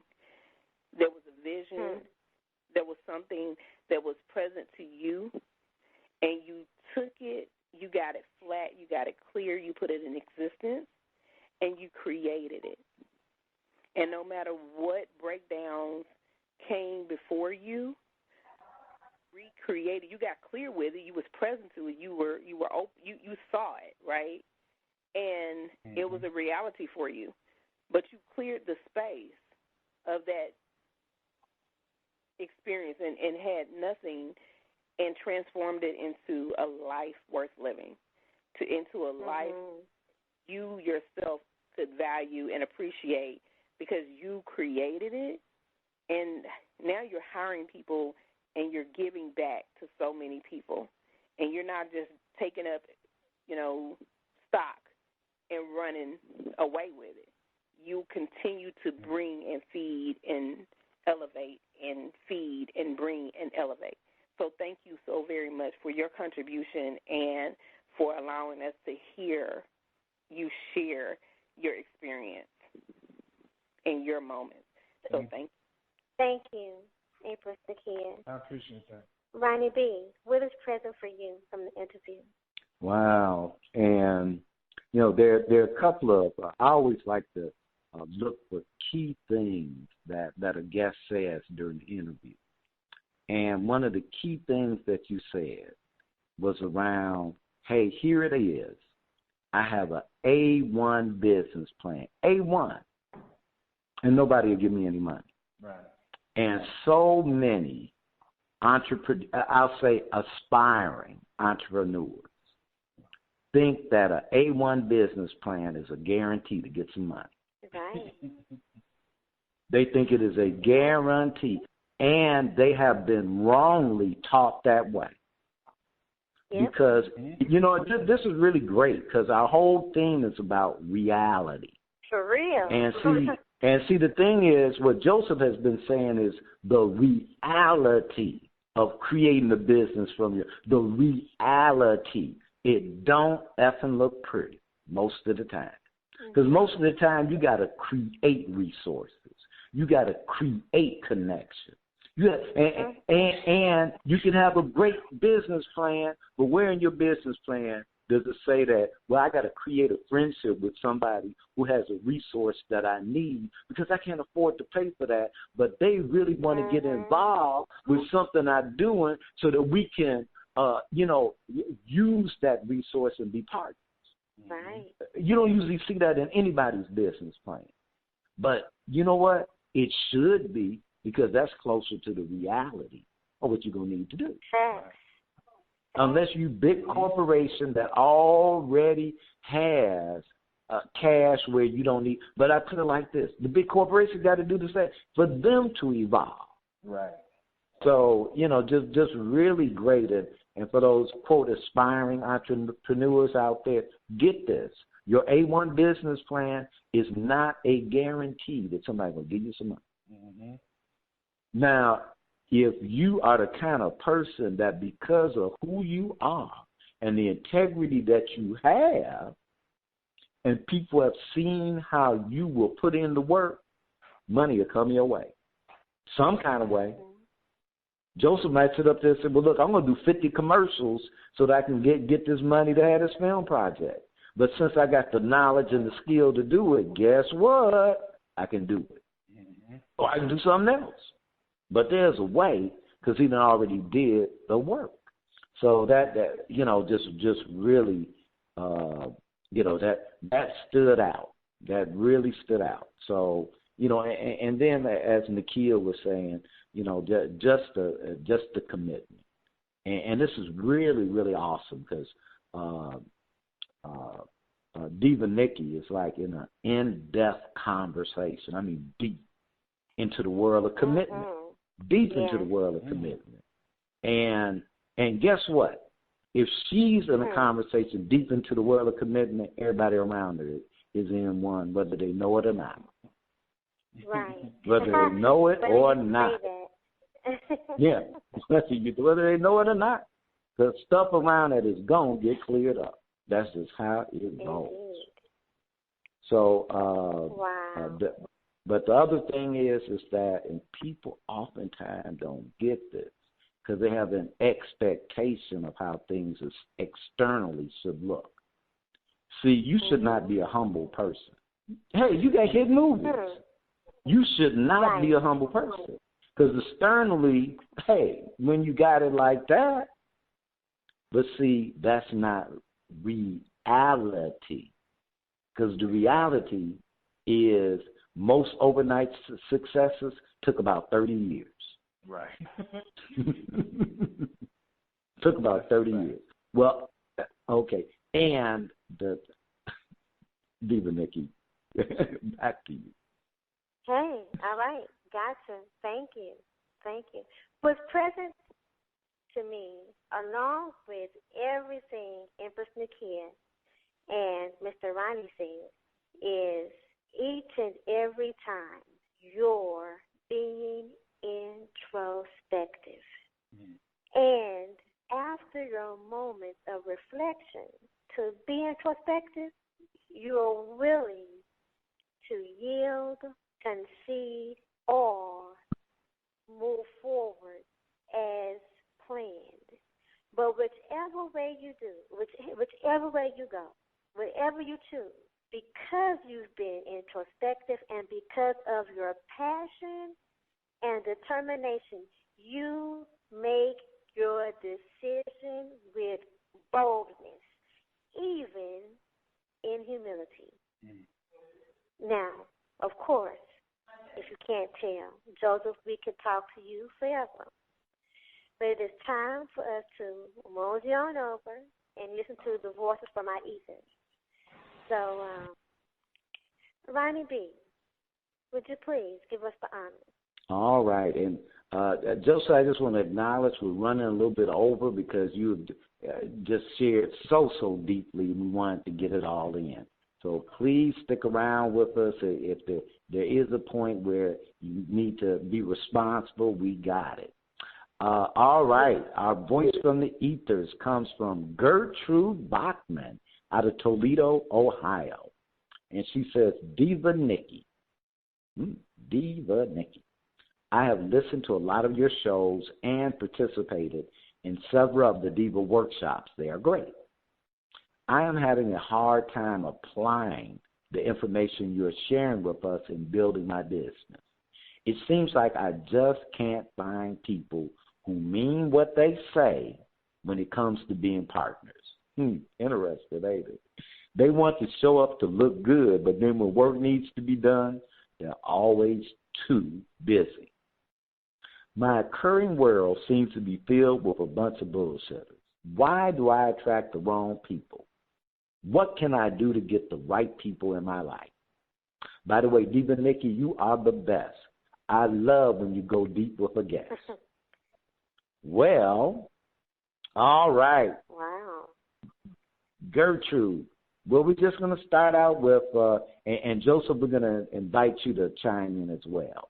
But Diva Nikki, what is present from Gertrude's voice from the ethers? Or what would you like to share on that one? Well, first of all, Gertrude, thank you for checking in. Thank you for writing, and thank you for participating.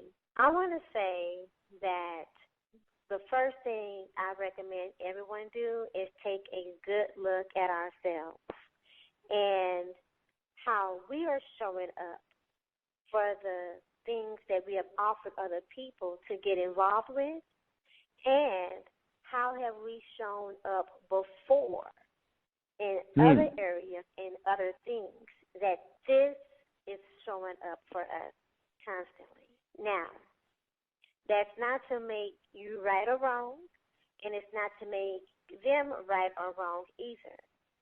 But a lot of times we are really getting, and this is not very receptive most times, it doesn't sound good, but a lot of times we're really getting the reflection of ourselves in relationships, in partnerships, in business, in opportunities. Now, after that check, commitment, like Ronnie B said, is going to show up. Integrity, commitment and integrity. A lot of times people, it's not that they don't want to do something.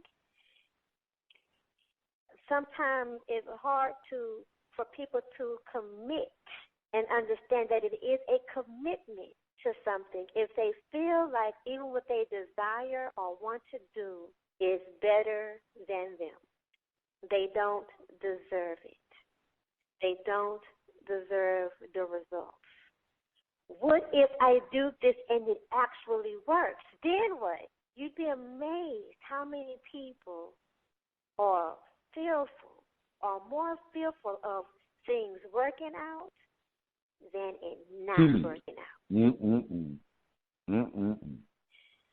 Sometimes it could be a matter of getting back with people and having an honest conversation about who you are and who they are and what really is important to them regarding the opportunity. Do they really see the opportunity as a value? And if so, what is getting in the way? Sometimes, because what happens is, sometimes people get excited about a lot of things all at once. And it sounds good and it feels good, at the start and in the conversation. But the work may require more time. It may require more effort and energy, bumping up against other things that wasn't thought about. So sometimes people need help with reprioritizing.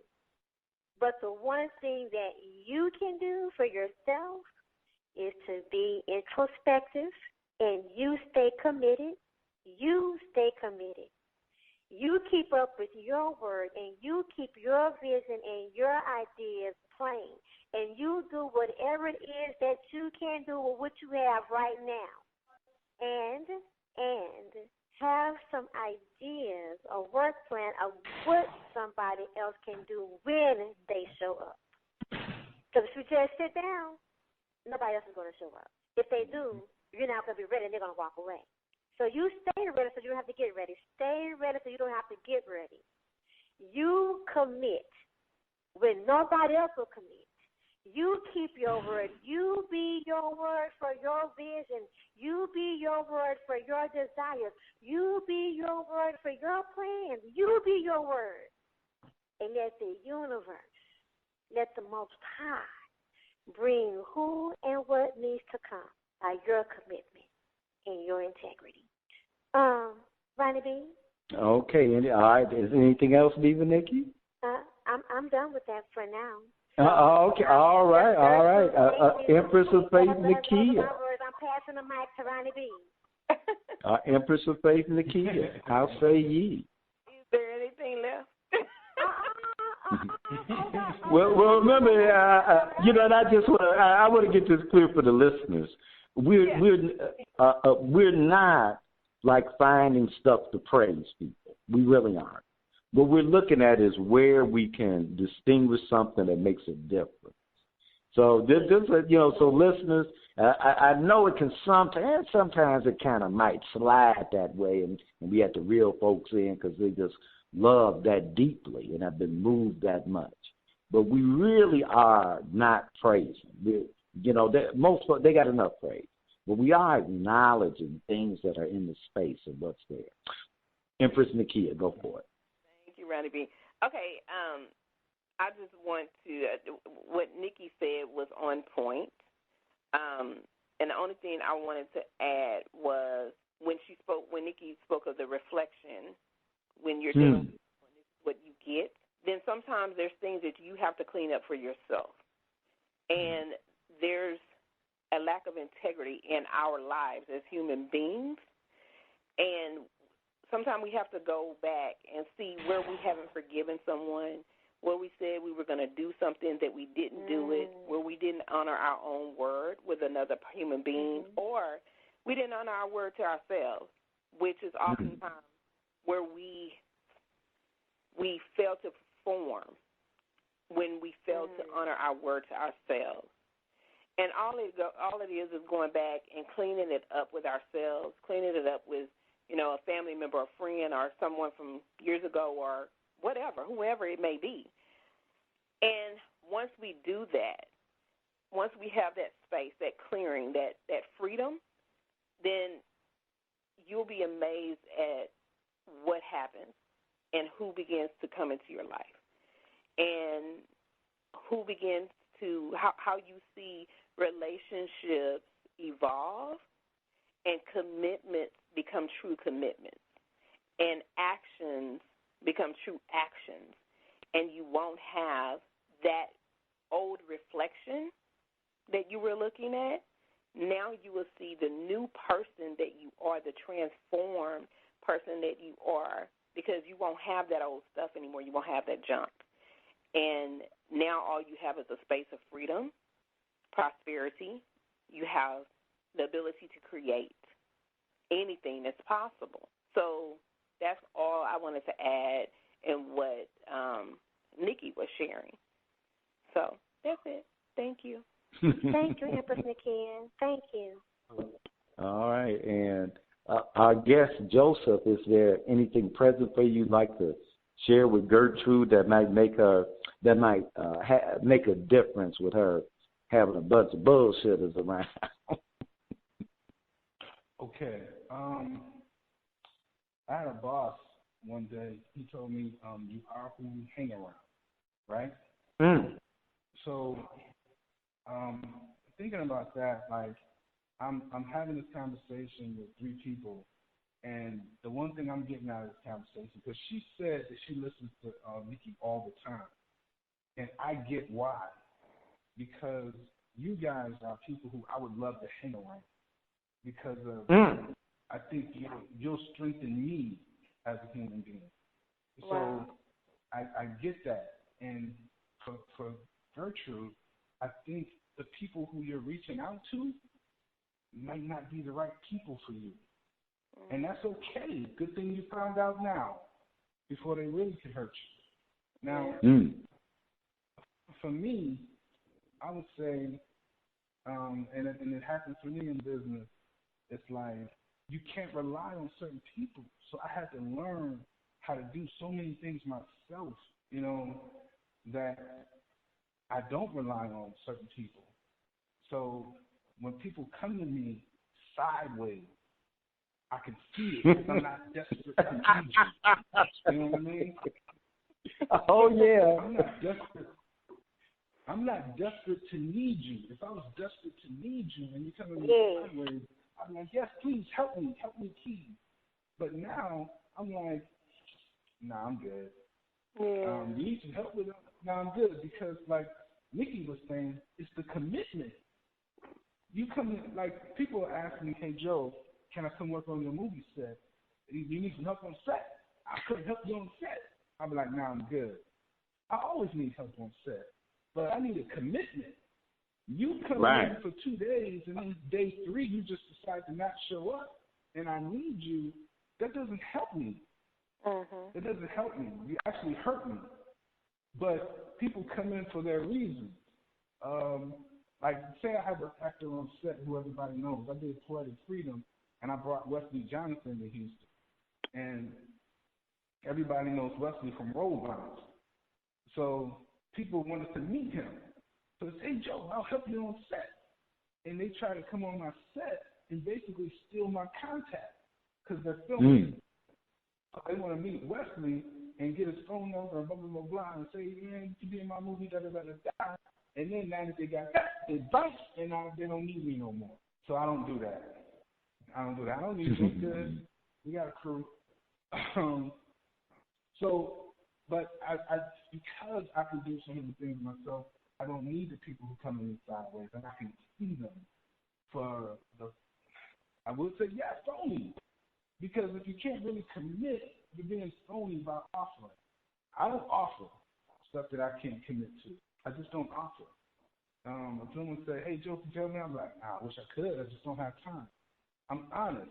It's hard to say it, but I'm just honest. I'd rather somebody be honest with me than say they're going to help me out, and then they don't help. Then they're gone, and you feel like crap because you're stuck with nothing because you needed those people. Put yourself in a position where you don't need them. You might want them, but you don't need them. It might be harder with them, but you can get it done. Right. And I think he's speaking to Gertrude. Might be speaking to Nikki too.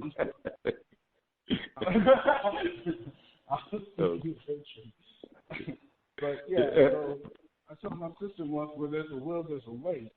Because she said, I can't do it. And so, well, there's a will, there's a way. If you really want to make it happen, you will make it happen. So you just got to put yourself in a position, put good people around you, people who are honest, and who, if they're going to commit, they'll commit honestly. And you should be okay. It will work out. That was really, thank you for sharing that. One of the things is that most, I won't say most, there are aspiring entrepreneurs who don't get how much you'll have to learn new skills because you can't afford to pay everybody. And you cannot rely on people's good intentions or will. You can't. Now, the key, note I said the word is rely.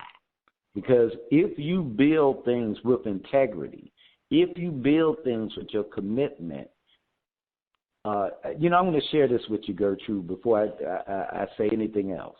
And this is something that, I say often. I am now guided into my true place with the true people and with the true prosperity quickly, easily, and in peace. I am now coming to an innumerable company of angels. And if you are, now here's the deal. I'm an attractive guy. I really, really am. Now, I don't mean attractive in the sense that, I'm going to be on the front cover of the magazine because of my personal looks. I'm attractive in that area, but not that kind. I'm attractive in a way from how I be and how I operate. Now, I have to be real responsible because I attract good and I attract bad. And guess what? I attract them equally. Yeah, bad finds me very attractive. Bad be wanting to hang out with me. Now, and good also. But I've learned that often bad be looking as good as good. And good may not look good, may look kind of bad. That's how it can go. And one of the things that I've learned is that I have to set up structures that take my personal feeling out of something. Like we have Old Grumpy Radio Network. And one of the things about Old Grumpy Radio Network is that when we get vendors, we don't, whatever we're going to do, we always get 3 quotes.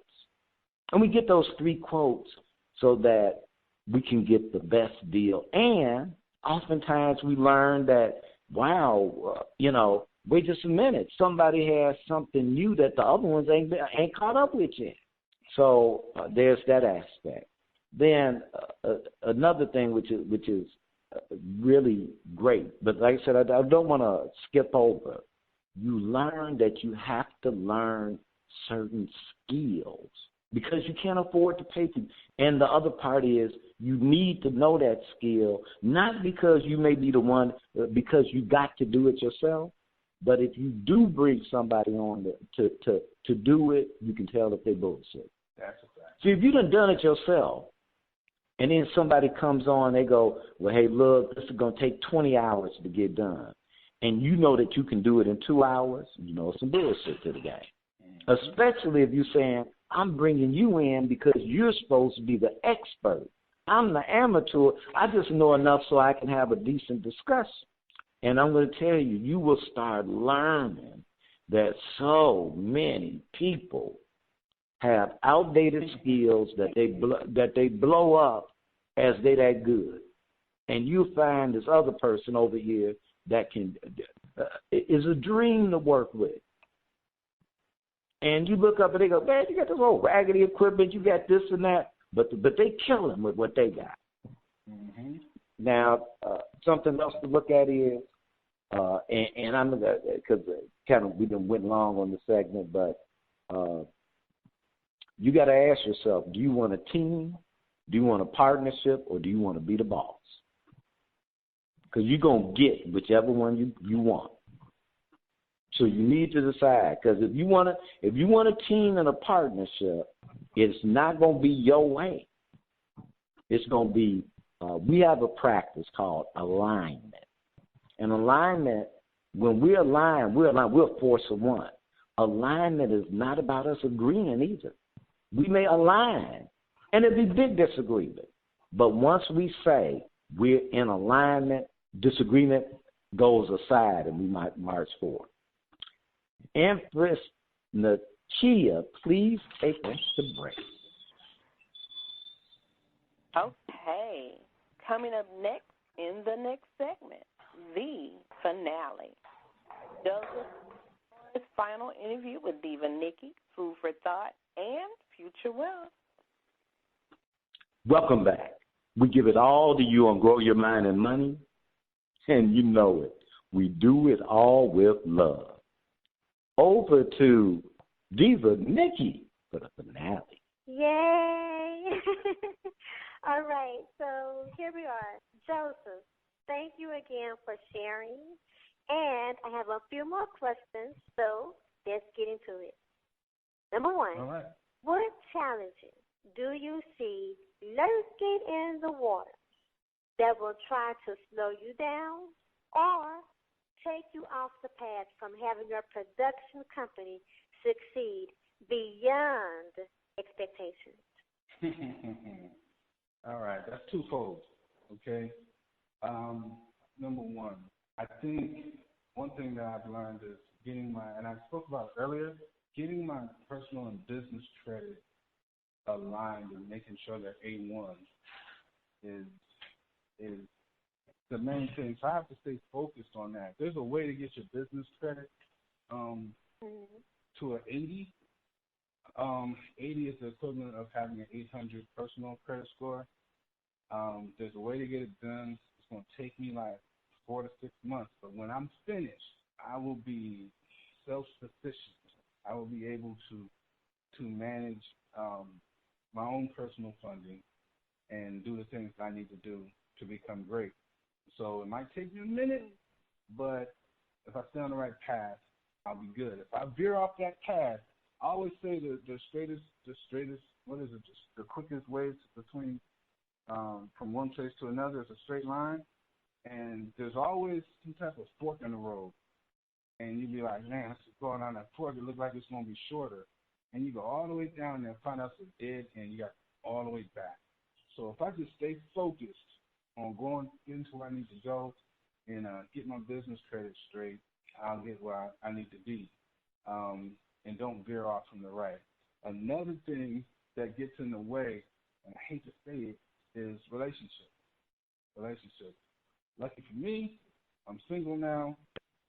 No serious relationship. This is the time. I really got to make this happen. For me, I've had people say, oh, my God, I see what you're doing.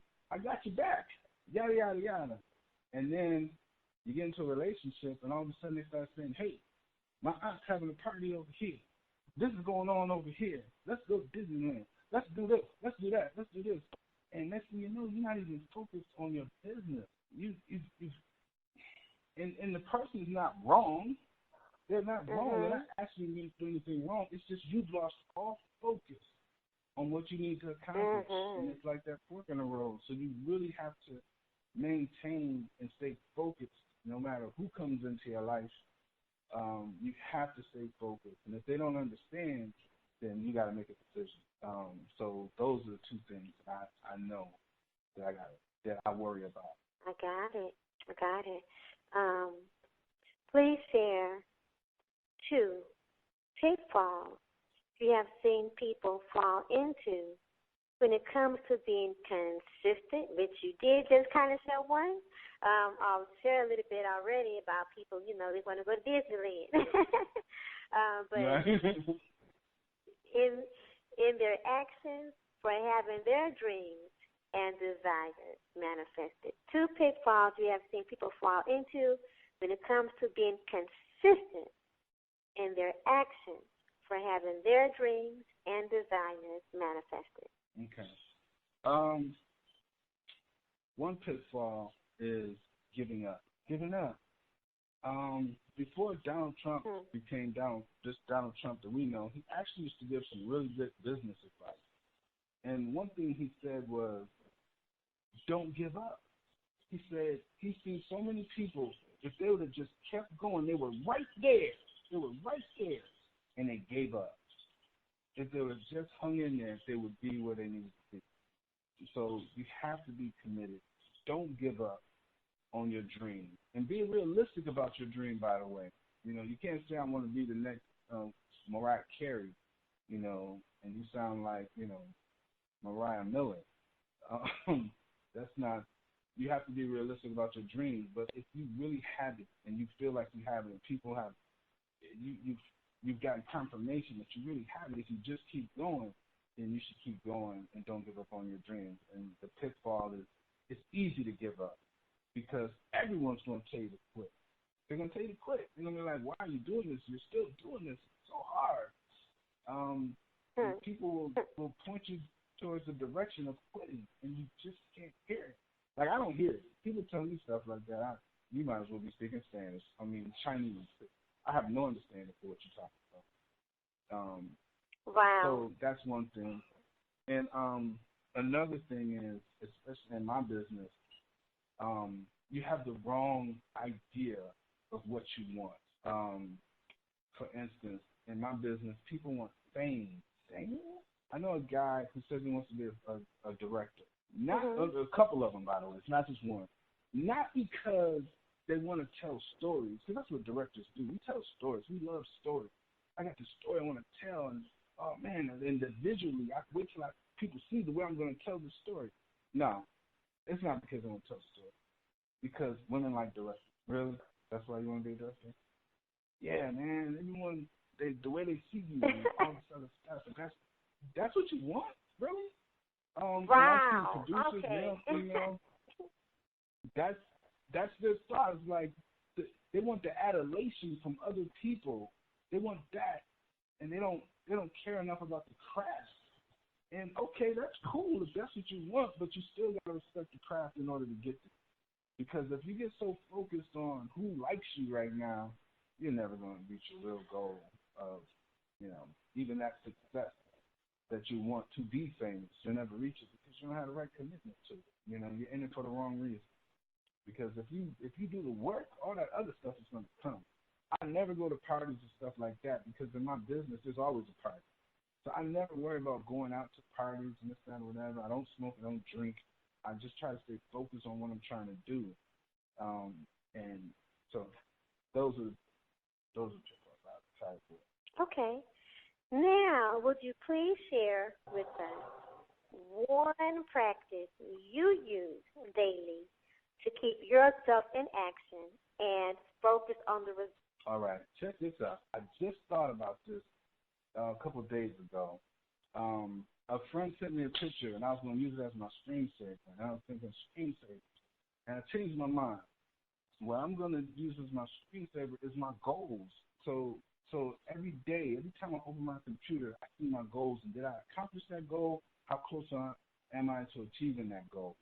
So every day I want to see that. Every time I open my computer, which is a lot, I see those. I'm gonna see that screensaver with those list of goals on there, and by the end of this year, I want those goals gone, and I want a whole new screensaver full of gold. I hope I answered the question. I'm sure you answered the question. Diva Nikki might be having something with her technology at the moment, but got you. Diva Nikki, did we get you back? Okay, I'm not sure what happened, but I think the technology bug grabbed her, but that's okay. Now, right now, what do you have on your plate personally and with your business, and how can our listeners learn more about your projects and your services? I have a YouTube page, Elmore Vision Entertainment. YouTube page, Elmore Vision, Instagram. You can find Joseph Elmore Jr. on Facebook. If you want to reach out to me, we're always looking for investors. We're always, and that's the main thing with me. I'm always looking for investors, connections. I love connecting with people. That's cool too, but my main thing is to elevate the business.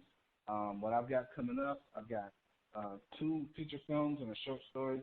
I have Complex, which is an erotic thriller that's coming out early next year. Wait, what kind of thriller? What kind of thriller? It's an erotic thriller. An erotic thriller. My brother. Yes. We need to talk after the show. The wrong thing. We need to talk after the show, my man. I knew I was like, I wrote this movie, believe it or not, because I could write the heck out of a love scene, right?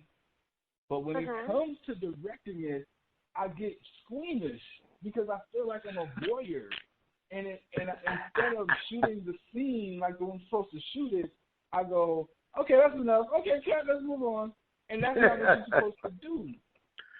So like I said, brother, after the show, me and you can talk. I got to play. Ronnie B, Mr. Ronnie, I need you to calm down.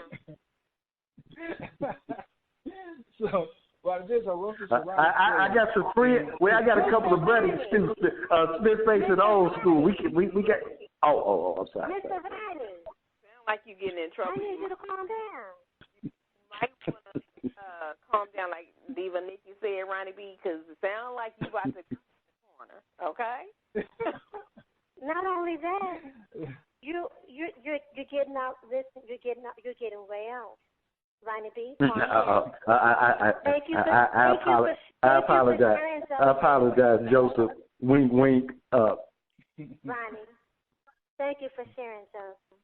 Continue, please. No problem. So I just wanted to challenge myself as a filmmaker to be better at that.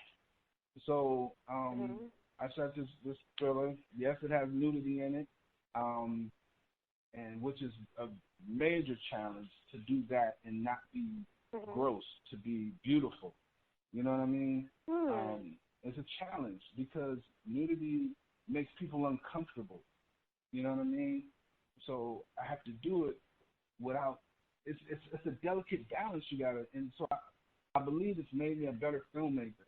And then we did a movie that I wrote called How to Get Away with Cheating because it's funny. I know dudes who do the craziest things to get away with cheating, but the funny part about my movie, it's not exactly how to get away with cheating for a guy. The question is, how do you get away with cheating when the person who you're cheating with won't allow you to get away? And that's the basic premise of my movie. Because some women are not having it. They are not having it.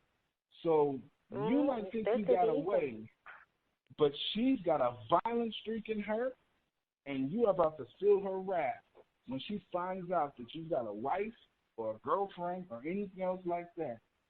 Some women don't play that, and that's what How to Get Away with Cheating is about.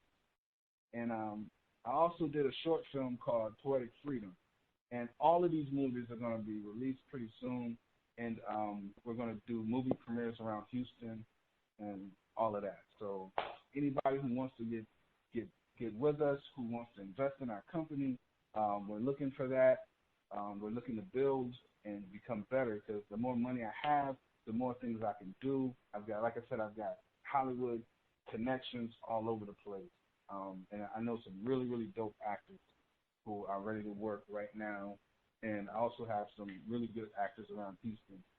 So I really want to build these things up in Houston and expand us. Take people in Houston and go to LA and shoot a movie. So those are things I'm trying to do. And that's what the next step for me. Thank you so much. This has been awesome, Joseph. Now, let me check in with Diva Nakia, and let me check in with Ronnie B to see what is present for them from this interview. Where's my timer? Oh, I need to have that for you and Ronnie. Yes, ma'am. I'm not. Yes, ma'am. Excuse me. This is still my portion. Excuse me. Ronnie B, I'm going to start with you, and please keep it under 2 minutes, and thank you. I will definitely do that. And she is turning into a course supervisor on Miss Nakia. I didn't know you were sliding in the forum leader territory, but now I know, both of y'all. I'm watching you. Joseph, I'm talking to Joseph now. Joseph, I just want to acknowledge you for taking the time being on the show, and again, this whole show has been about your real life, being for real, and you have just expressed that so greatly. And one thing that I really love that you just created a new practice, and it's simple and clean. I'm going to put my goals on my screensaver. Forget having the picture of the kitty cats. Let me put up something that's going to call me forth to be in action. So that's awesome. The second thing is that the statement by Donald Trump was not done by him. It was done by the guy who actually wrote his book. But it's a good statement. Okay. And but here's the thing. Oftentimes, we have no idea where we're at in the timeline for our dreams to be manifested. As you said, we could be right there, right at the turning point, and we turn away, thinking that we haven't made any progress. And what happens is that's a lack of acknowledgement of the real reality. So thank you, sir. And, okay, that's it. Thank you. Very well. Empress Nakia? Yes, 2 ma'am. minutes, please. And 2 minutes. Starting now. Okay, that's a lot of time. Okay, well, Joseph, thank you so very much, first and foremost, for accepting the invitation to be on the show. This has been an amazing experience, and I'm sure for all of us. We had the opportunity to learn so much about you, what you're up to, your passions, your goals, and what you stand for. And that means a lot. That speaks loudly. I definitely will be checking out more work that you'll be doing. Thank you for sharing authentically and transparently and allowing our listeners to get a lot of great nuggets from your interviews. It's value that we provide to our customers, to our listeners, to our Prosperity family members, which are all of our listeners. That's our Prosperity family.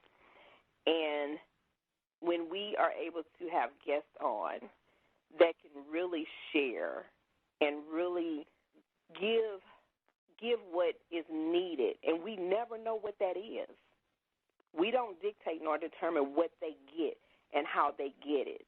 And people get in action as a result of their authentic listening to the authentic sharing and the transparency of our guests. And we hear so much feedback from our guests about the impact that is made on them and how they begin. 45 seconds. Girl, I know she didn't.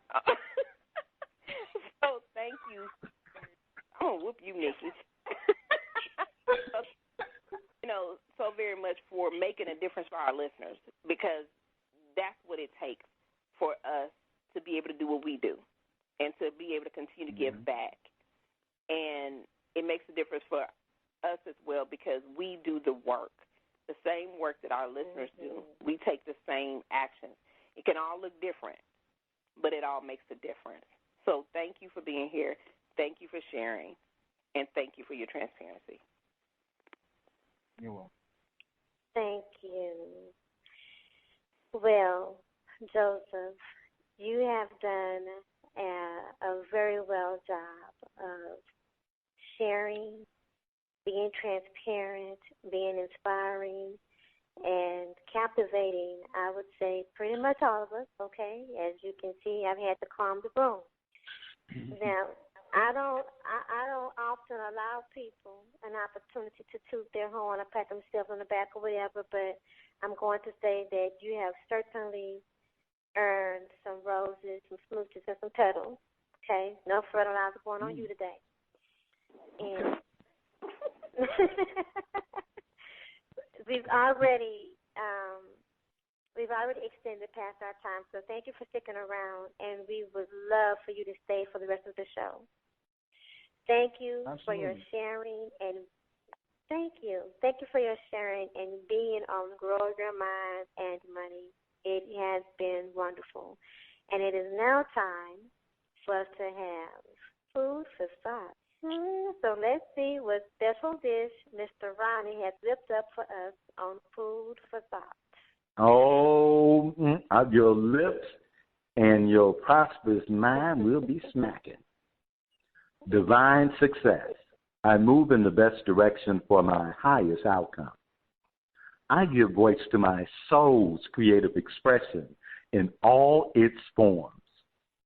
With my inventive spirit, I am empowered to strive for greater success. I want to grow and to be the best me possible. My success is measured by the satisfaction of moving in the direction of my best and highest outcome. It has been shared. Success is doing what you said you would do consistently with clarity, focus, ease, and grace. Guided by divine success, I give voice to and act on my innermost yearnings. Flexibility and acceptance help guide me in the fulfillment of my goals and dreams. Divine grace enables me to move toward my achievements with confidence and a steady spirit. And this is my prayer, that your love may overflow more and more with knowledge and full insight. Given the theme divine success, an action I will take this week in manifesting the future I desire is to write down 10 conversations that do not serve me in fulfilling divine success. Over to Empress Nakia for future wealth, manifesting and creating from the future now. Over to you. Thank you, Ronnie B. Future wealth, y'all. We experience the current world and future from conversations we choose to generate for having the future and a current world we desire. Experience, express, and producing results in our lives. We have a little exercise, as you know, pen and paper in hand. We have a little exercise intended to empower you in clearing the space so you can be present, so you can be present to your occurring world and future. Create the following categories: relationship, money, well-being. Relationships, money, well-being are the three categories. Now, under each category, answer this question: where or with whom do I lack freedom or the future sucks? Next, answer these questions: how long have I lacked freedom or the future sucks in this area or with this person or group of people? Am I willing to have a breakthrough? This is the next question. Am I willing to have a breakthrough in this area, or with this person or group of people? Now, I need you to be honest, brutally honest. It is not good or bad if you're not willing to have a breakthrough. It is simply what's so. Okay, now if you're willing to have a breakthrough in this area or with this person or group of people, what conversation are you willing to have that will allow you to be vulnerable so others can see your strength? The access to power is communication. Your ability to be vulnerable, is the key to your breakthrough. Now, keep working on this exercise during the week, and if you have any questions or need coaching, of course, we're always available, so please email us at diva@prosperousdivas.com. Again, that is diva@prosperousdivas.com. A world of peace and prosperity, one listener at a time. Until next time, grow your mind and money. Yeah, it's a beautiful thing. Peace, love, and blessings. We're out.